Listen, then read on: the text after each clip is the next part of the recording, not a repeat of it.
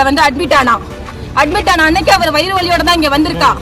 அவளுக்கு 2022லயே ஒரு கட்டி ஆபரேஷன் பண்ணிருக்காங்க. அப்பையிலிருந்து இங்கதான் அவ ட்ரீட்மெண்ட் எடுத்துட்டு இருந்தா. அவ ஒரு கிரிட்டிக்கல் பேஷண்ட்ங்கிறது இங்க இருக்கிற எல்லாருக்குமே தெரியும். உங்களுக்கே தெரியும் சார், ஒரு கிரிட்டிக்கல் பேஷண்ட்டுக்கு நார்மல் டெலிவரி பண்ணுவாங்களா, சிசேரியன் பண்ணுவாங்களா? சிசேரியன் தான் பண்ணுவாங்க. ஆனா வயிறு வலி வந்த புள்ளைய தேவையில்லாம ஞாயிற்றுக்கிழமை ஃபுல்லா அப்சர்வேஷன்ல வச்சாங்க. இன்னும் வலி வரட்டும்னு அவளை அப்சர்வேஷன்ல வச்சாங்க. எந்த ஒரு நியாயம் சார் உங்களுக்கு சிசேரியன் பண்ற பிள்ளைக்கு வெயிட் பண்ண வைப்பாங்க அப்சர்வேஷன்ல? இருந்தாலும் அவ வயிறோட வெயிட் பண்ணா. ஞாயிற்றுக்கிழமை ஃபுல்லா அவ கேட்டு பார்த்திருக்காங்க.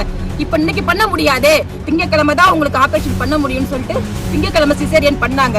திங்கக்கிழமை சிசேரியன் பண்ணி செவ்வாய்க்கிழமை சாயந்தரம் அவளை ஐசியூல இருந்து நார்மல் வார்டுக்கு கொண்டு வந்தாங்க. செவ்வாய்க்கிழமை சாயந்தரம் அவ நார்மல் அந்த மயக்கத்துல இருந்தால அதுலயே இருந்தா. புதன்கிழமை மதியமா ஒரு கஞ்சி சாதம் சாப்பிட்டுருக்கா. அதாவது அவ எடுத்த ஃபர்ஸ்ட் ஃபுட் வந்து ஒரு லைட்டா ஒரு கஞ்சி சாதம். அப்பயே அவளுக்கு லைட்டா வயிறு வலி கொடுத்து வீங்கி இருக்கு. அந்த உடனே அங்க இருந்து சொல்லியிருக்காங்க.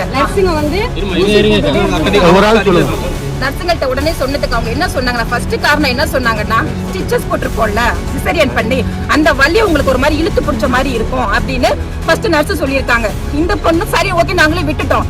திரும்ப அடுத்து வியாழக்கிழமை, நான் சரியா சொல்றது, மதியம் அவ ரசசாதம் சாப்பிட்டு தண்ணி குடிச்ச உடனே பிள்ளைக்கு ஃபுல்லா வயிறு பெருசா வீங்கி பயங்கரமான வலி கொடுத்திருக்கு. உடனே நர்ஸை கூப்பிட்டோம். வந்து சும்மா அவளுக்கு பேராசிட்டமால் ஆன்டிபயோட்டிக் மட்டும் தான் கொடுத்துட்டு இருந்தாங்க. கேட்டதுக்கு வயிறு வலி அப்படிதாங்க இருக்கும். ஒருவேளை சார் நல்லா நோட் பண்ணுங்க, இவ்வளவு பெரிய ஆஸ்பத்திரியில சந்தேகத்தோட சொல்றாங்க, ஒருவேளை அந்த வயிறுல வந்து கேஸ் ஃபார்ம் ஆயிருந்திருக்கலாம், அதனால வலி வருகும் அப்படின்னு சொல்லிட்டு அவ எப்பெல்லாம் வலின்னு சொல்றாளோ 1 மணி நேரத்துக்கு 1 மணி நேரம் வெறும் ஆன்டிபயோட்டிக் மட்டும்தான் அவங்க கொடுத்துருக்காங்க.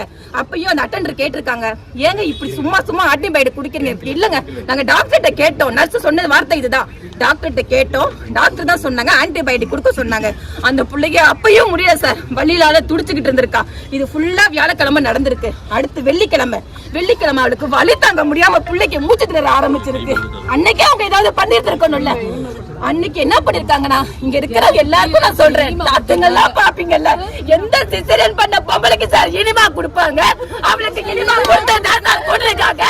இனிமா அந்த பிள்ளைக்கு கொடுத்து அந்த மழை எல்லாம் அந்த புள்ள பிளட்ல ஃபுல்லா இன்ஃபெக்ஷன் எல்லாம் முடிஞ்சிச்சு சார். நீ வெள்ளிக்கிழமை சாயந்தரமும் அந்த பிள்ளை இங்கே தான் சார் வச்சிருந்திருக்காங்க. அந்த பிள்ளையால முடியல. சனிக்கிழமை வரைக்கும் இதே ஆஸ்பத்திரியில சார். இன்னொரு ஒரு கொடுமை, எல்லா வரைக்கும் இந்த ஜெனட் ஆஸ்பத்திரின்னு மூச்சு திணறல் வந்த பிள்ளைக்கு வைக்க வெண்டிலேட்டர் இல்லையா சார் இந்த ஆஸ்பத்திரியில? இதுல வந்து எல்லாம் கோடியா கொடுத்து ஏமாறீங்களே. வெண்டிலேட்டர் இல்லாத இந்த ஆஸ்பத்திரியில ஒரு ஆஸ்பத்திரியா சார்? தயவு செஞ்சு இந்த ஆஸ்பத்திரிக்கு நம்பியே வராதீங்க. சனிக்கிழமை வரைக்கும் இங்க வச்சு முடிச்சுட்டாங்க சார். அவசரமா அந்த பிள்ளை எங்களுக்கு தெரிஞ்சு போச்சு சார், இங்க ஒண்ணும் பண்ண முடியாதுன்னு.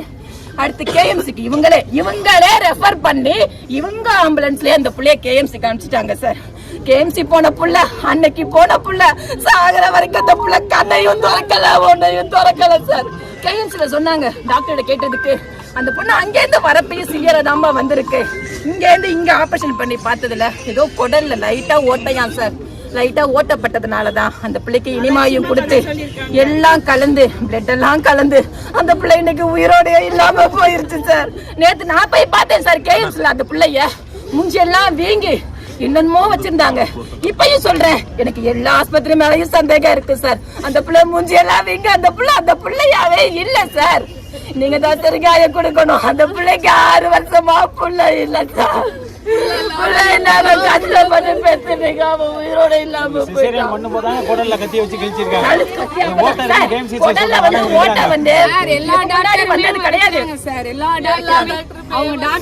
ஒரு இது எந்த டாக்டர்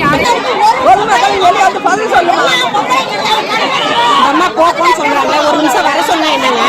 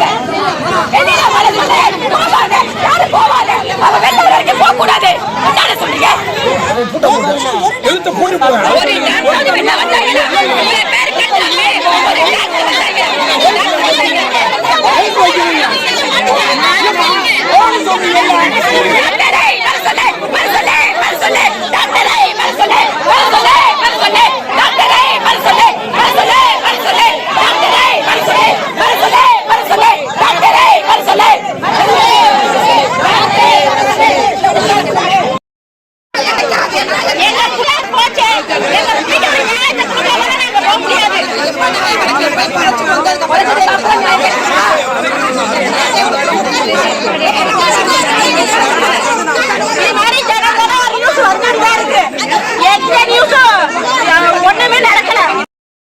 நியாயமான பதில மட்டும் நியாயமான நாங்க கோரிக்கை வைக்கிறோம். நியாயமா பதில் சொல்லிட்டு போறோம். உனக்காக என்னடா பேசுறோம்?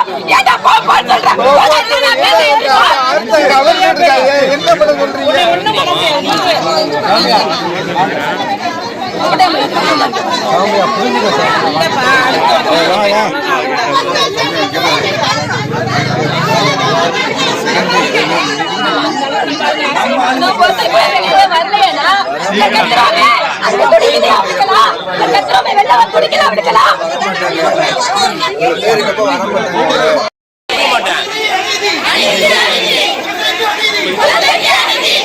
எம்டி அரசு பண்ணலாம் பாடி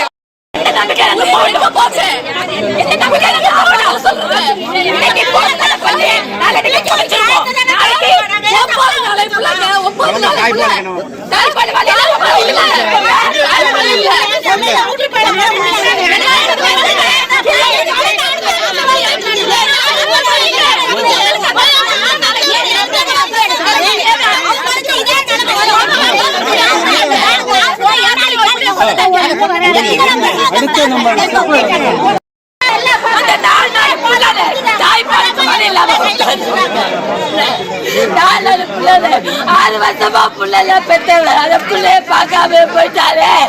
ஏ பாவிகளா, நல்லா இருக்கவே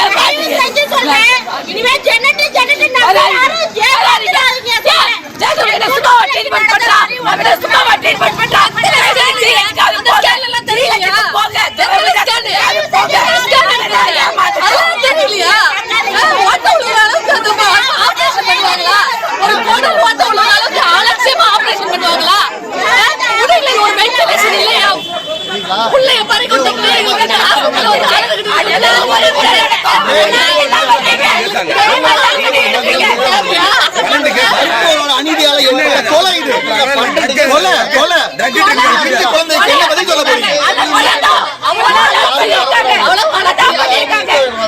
அவ்வளவு அலட்சியம் கிடக்கணும் பிள்ளைய ஆக்கப்பட்டு நாங்க கத்திட்டு கிடக்கணும். எங்களுக்கு தலையெழுத்தா தலையெழுத்தா உள்ள ஒரு கண்டிக்கின்றோம் கண்டிக்கின்றோம் கண்டிக்கின்றோம் கண்டிக்கின்றோம் ஜெனட் மருத்துவமனை கண்டிக்கின்றோம் மருத்துவமனையை கண்டிக்கின்றோம் கண்டிக்கின்றோம் கண்டிக்கின்றோம் ஜெனட் மருத்துவமனை வன்மையாக கண்டிக்கின்றோம். நியாயம் வேண்டும் நியாயம் வேண்டும் நியாயம் வேண்டும் நியாயம் வேண்டும் தாய் இழந்த பிஞ்சு குழந்தைக்கு நியாயம் வேண்டும் தாய் இழந்த பிஞ்சு குழந்தைக்கு நியாயம் வேண்டும்